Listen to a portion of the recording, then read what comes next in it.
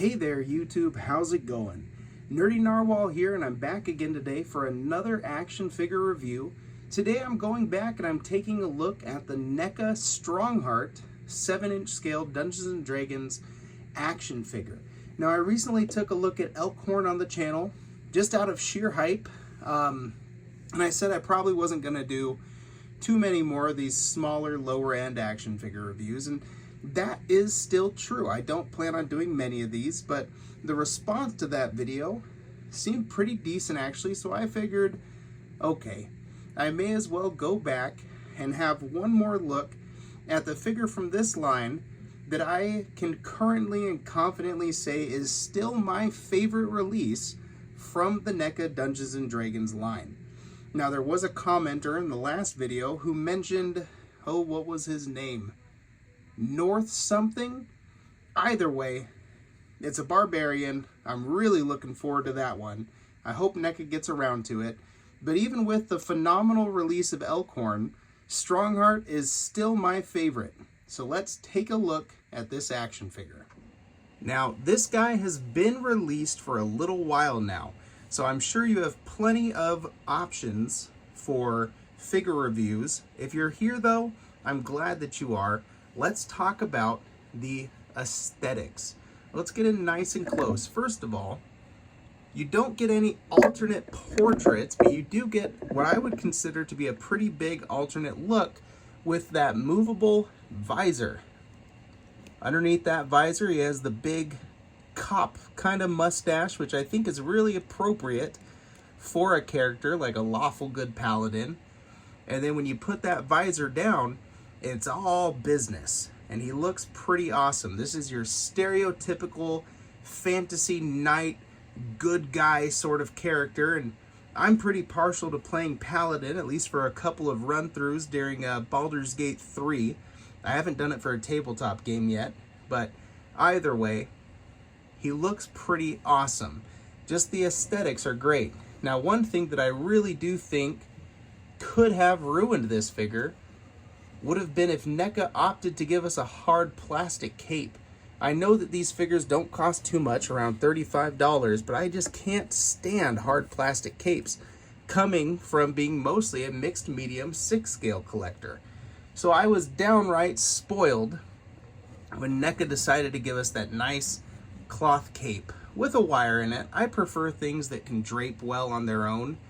But for something as small as this, a wire is just fine. And even in just that quick throw up pose that I did, you can see that it drapes behind him pretty well. It looks like a natural little gust of wind created by motion getting into his fighting stance. So, on the whole, aesthetically, right out the get-go, that's a cool figure. And I do enjoy that quite a bit. All right, now let's come in even just a little bit closer and get a look at all that armor, because I would like to point out the effort that went into all that little sculpting of the chainmail. That definitely looks, it's broken up by the articulation a little bit, but still like a character wearing chainmail. And the armor is not a dull one coat and it's done sort of a thing. There is a little bit of natural looking steel-ish weathering going on throughout it. The skirt, which I would imagine would be cloth in real life, is multiple colored as well. Maybe it's plate, I'm not sure, but down to the little buckles right there, Neca didn't miss a single dab of glue. It's all applied super neatly, super clean, with a sheen and a weathering going on throughout.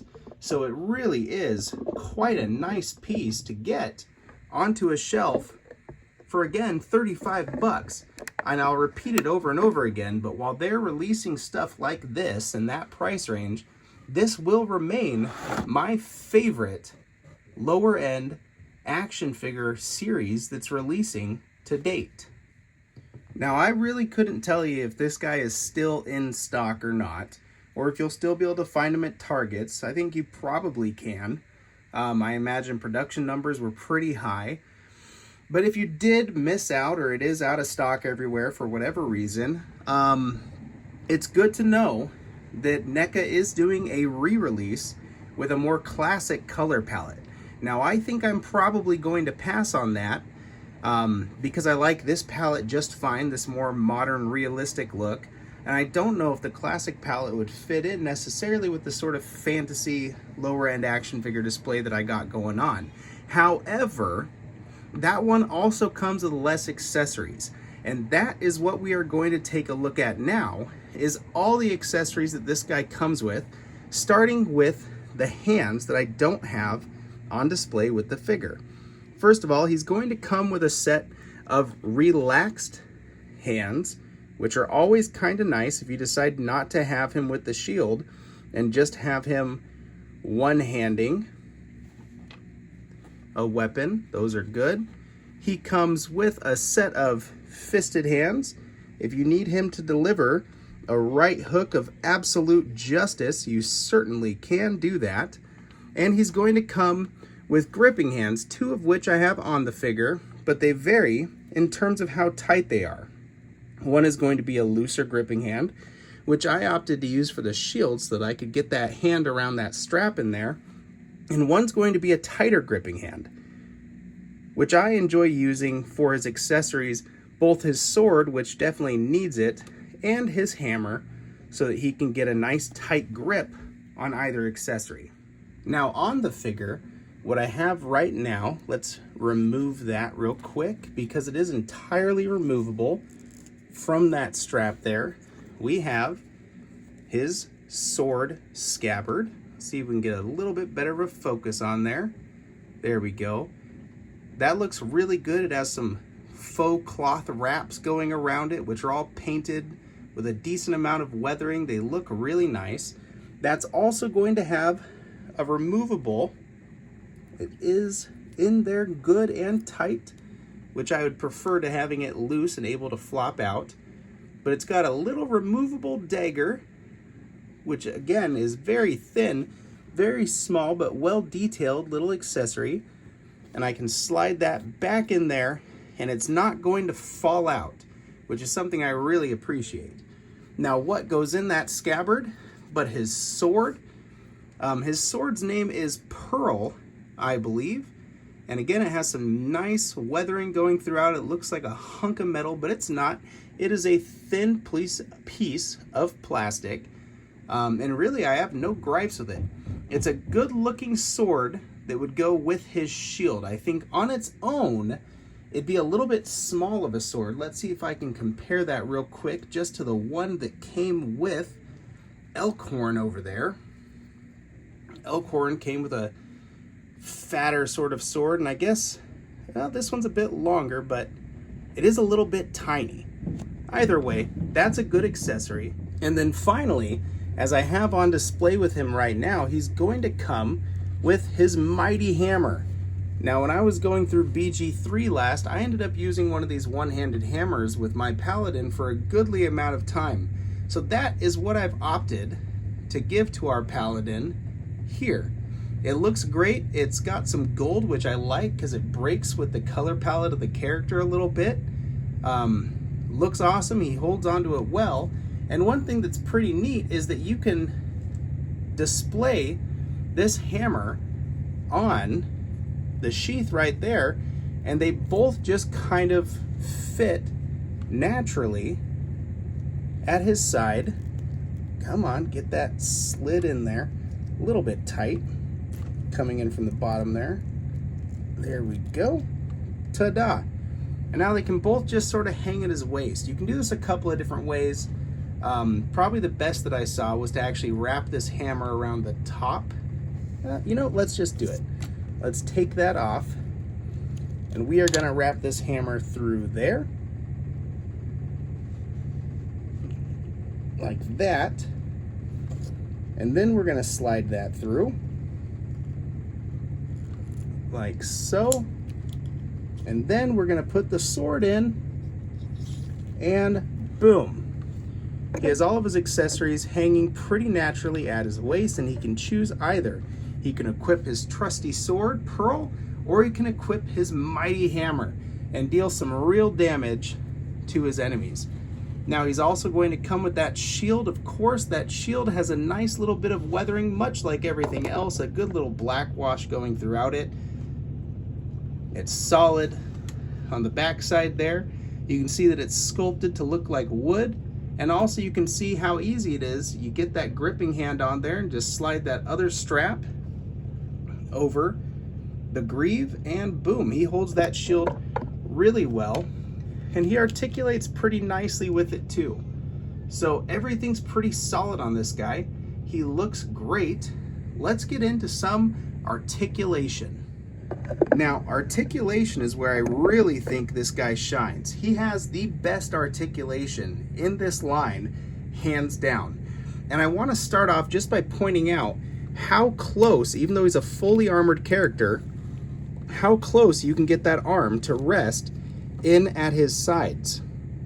You can sort of futz also with that elbow, and it gets pretty darn close to sitting flush with the body, which is great. Now, starting from the top, he's going to look up about that much, and we already talked about that visor moving, so that's pretty neat.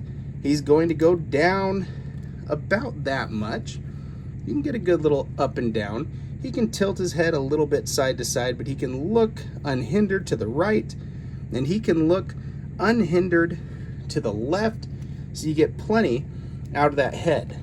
The arms are going to come up all the way to about a 90-degree, pretty flush T-pose there. That's great, and that's just with that shoulder joint.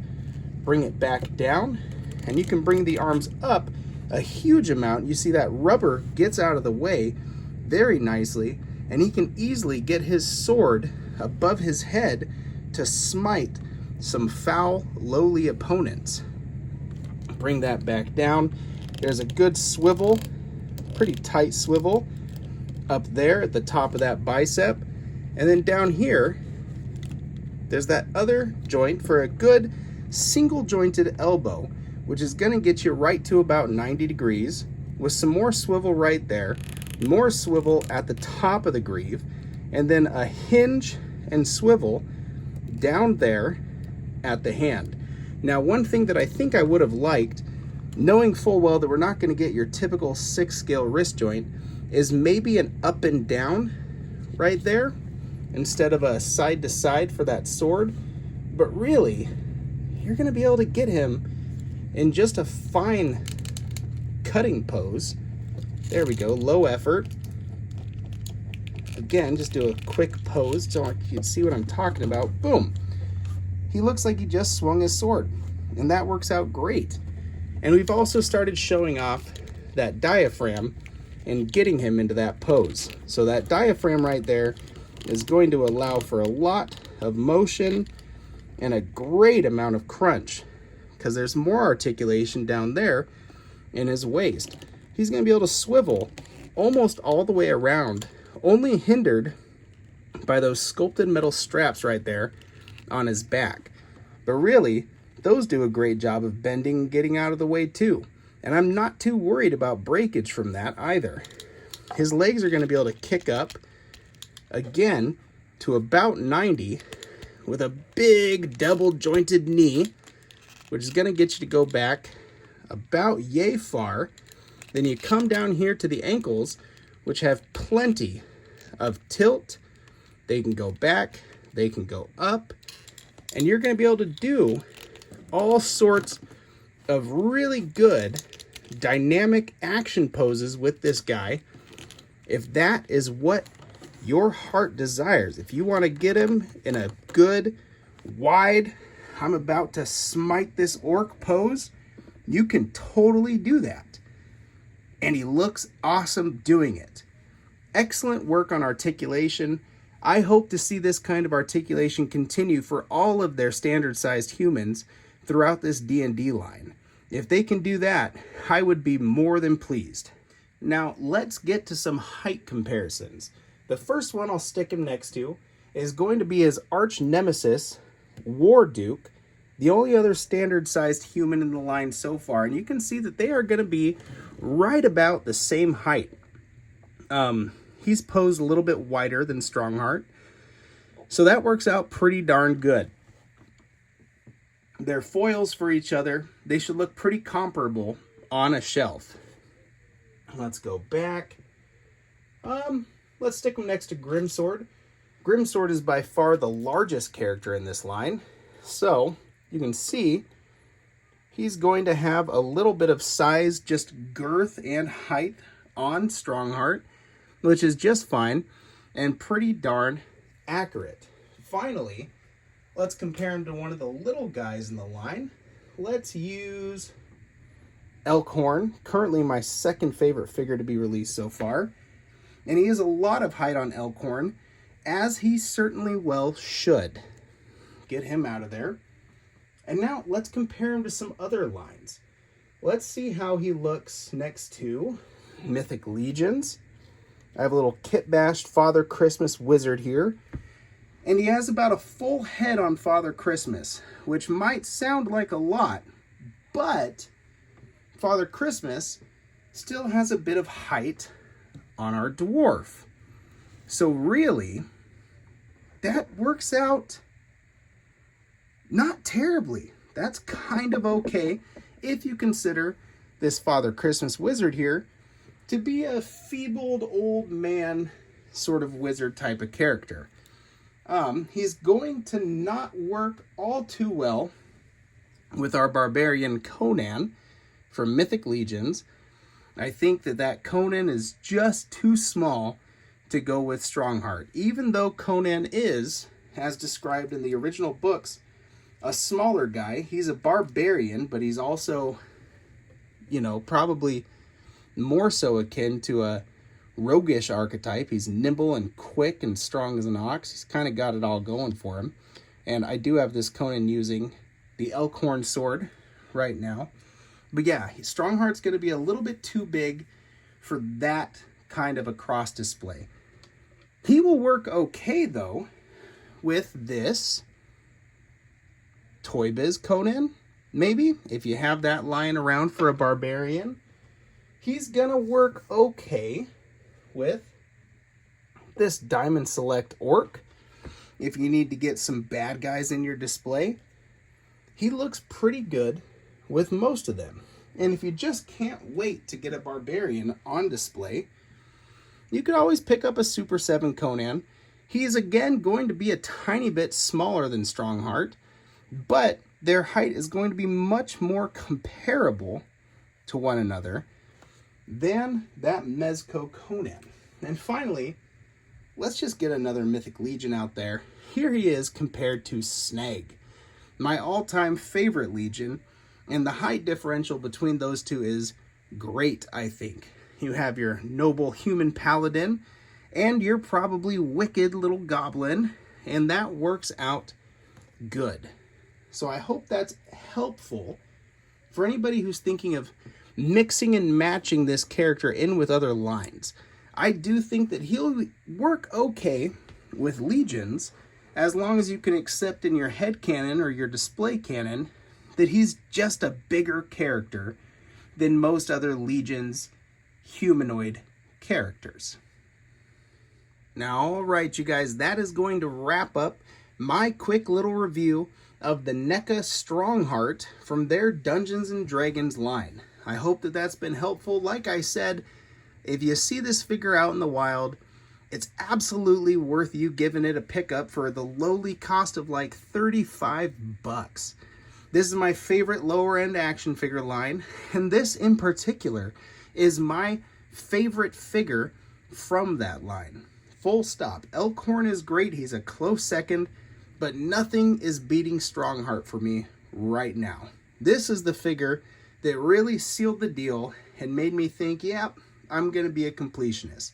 After this figure, I went back and picked up the ones that I missed. I picked up the tiny little orc guy. I picked up Grimsword, and I'll be picking up the rest of them because I've seen what NECA is capable of doing, and full stop, it is awesome. And at this price point, I want every single Dungeons & Dragons licensed character I can get in this line. It is cool. Now, I just wish that Hasbro would pick up the pace and start releasing more from their line, because right now the only one I have is Dritstoerden, and he's far too small to be posed next to Strongheart. And he's really the only one that I thought was kind of worth getting in the first place. Their movie figures didn't look that great. So I'm all in for what Neca is going to be giving us in terms of Dungeons and Dragons licensed products. If there's something that I've missed in this review, or any questions that you guys might have, please feel free to let me know in the comments. I'll get back to you as quickly as I can, and I'll either make another review or I'll just answer your question right there. Maybe make a YouTube short. I don't know. Whatever needs to be done to answer the question. Anyways, guys, that's going to wrap it up. Thanks for watching. Stay happy, stay healthy, and keep on collecting. Nerdy Narwhal, out.